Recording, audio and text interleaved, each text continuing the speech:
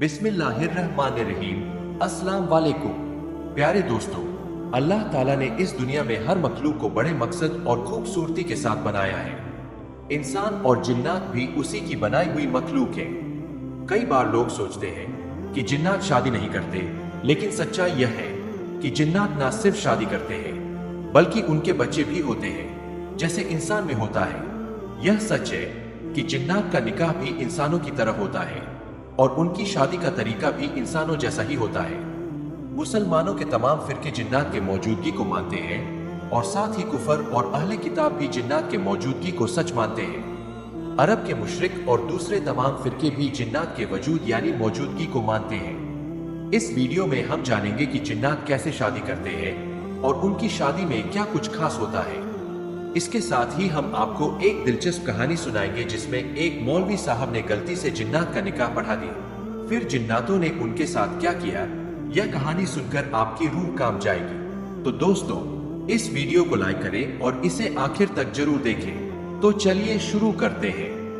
एक मौलवी साहब जिनका नाम शाहिद है, कहते हैं कि वह बच्चों को कुरान पढ़ाते हैं और कुछ बच्चों को दुनियावी तालीम की ट्यूशन भी देते हैं। शाहिद साहब का कहना है कि साइंस ने काफी तरक्की की है, लेकिन अब तक यह नहीं जान पाई कि जिन्नात का वजूद होता है या नहीं। इसलिए साइंस कहता है कि जिन्नात का कोई वजूद नहीं है, लेकिन अल्लाह ताला के बंदे होने के नाते हम इस बात को मानते हैं कि इंसान, जानवरों और दूसरी मखलूक के अलावा फरिश्ते और जिन्नात भी मौजूद हैं। कुरान में भी जिन्नात का जिक्र है और हम यकीन रखते हैं कि जिन्नात का वजूद है और वह हमारे आसपास रहते हैं, हालांकि वह हमें दिखाई नहीं देते। शाहिद साहब कहते हैं कि एक रात वह गहरी नींद में थे जब अचानक उनके दरवाजे पर दस्तक हुई। यह आवाज इतनी हल्की थी कि उनकी आंखें तुरंत खुल गईं। जब उन्होंने दरवाजे को देखा तो बाहर दो अजनबी नौजवान खड़े थे। एक का नाम अजमल था और दूसरे का नाम साद। शाहिद साहब ने उनसे पूछा, आप कौन हैं? अजमल ने कहा, हमारे यहाँ शादी है और हमें आपसे निकाह पढ़वाना है। शाहिद साहब ने कहा, मैंने आपको पहचाना नहीं, आप कौन हैं?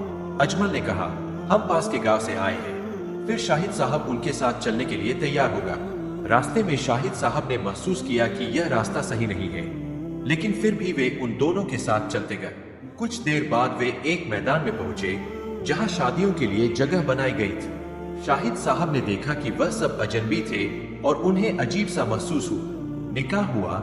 शाहिद साहब ने निकाह पढ़ाया, मिठाई खाई और वापस घर लौटा। घर लौटते वक्त शाहिद साहब ने देखा कि यह सब अजीब सा था, क्योंकि गांव वाले जो उन्होंने रात में देखे थे वे सभी उस गांव में मौजूद नहीं थे। बाद में शाहिद साहब को पता चला कि यह शादी इंसानों की नहीं बल्कि जिन्नातों की थी। इसी तरह एक और दिलचस्प वाकया है। बगदाद में एक व्यापारी था जिसका नाम मोहम्मद था। वह बहुत ईमानदार था और हमेशा अपने कारोबार में सच्चाई का पालन करता था। उसकी पत्नी का नाम फातिमा और उसकी एक बेटी थी जिसका नाम समीरा थी। एक दिन मोहम्मद व्यापार के लिए सफर पर निकलने वाला था और उसकी बेटी ने उसे खजूरों की टोकरी दी। सफर के दौरान मोहम्मद ने रेगिस्तान में एक कुआं देखा और वहां आराम करने बैठ गए। जैसे ही उसने खजूर की गुठली कुएं में फेंकी, कुएं का पानी सुर्ख लाल हो गया। कुछ ही देर बाद वह कुएं के पास एक जनाजा देखता है। जनाजा एक बच्चे का था और उसके माता पिता ने कहा कि बच्चे की मौत खजूर की गुठली से हुई थी। मोहम्मद को डर हो गया और जल्द ही एक जिन ने उसे चेतावनी दी कि अब उसे अपने बेटे का बदला लेना होगा। मोहम्मद ने बहुत मिन्नतें की और जिन ने उसे 40 दिन का वक्त दिया ताकि वह अपनी जिम्मेदारियों को पूरा कर सके। मोहम्मद ने घर लौटकर अपनी बेटी की शादी की और फिर जिन के पास जाकर अपनी जान की सलामती मांगी। जिन ने उसकी ईमानदारी को देखा और उसे माफ कर दिया।